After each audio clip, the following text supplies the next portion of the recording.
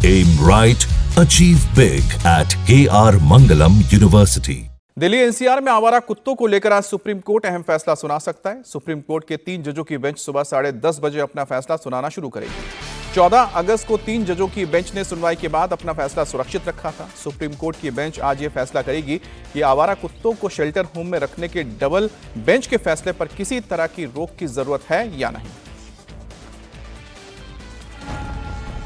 इससे पहले supreme court की 2 जजों की बेंच ने आवारा कुत्तों को शेल्टर होम में भेजने का फैसला सुनाया था, जिसके खिलाफ अपील के बाद 3 जजों की बेंच बनाई गई।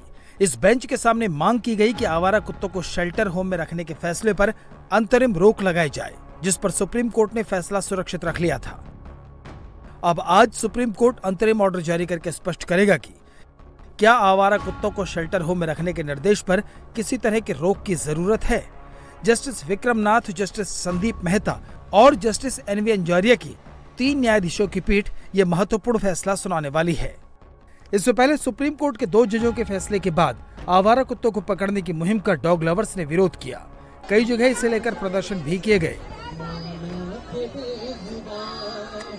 डॉग बाइट के बढ़ते मामलों को देखते हुए सुप्रीम कोर्ट ने संज्ञान लेते हुए निर्देश दिया था कि एनसीटी दिल्ली, एमसीडी और एनडीएमसी जल्द से जल्द सभी इलाकों से, खासकर शहर के संवेदनशील इलाकों और बाहरी इलाकों से आवारा कुत्तों को उठाना शुरू करे। आवारा कुत्तों को पकड़कर शेल्टर होम में रखा जाए।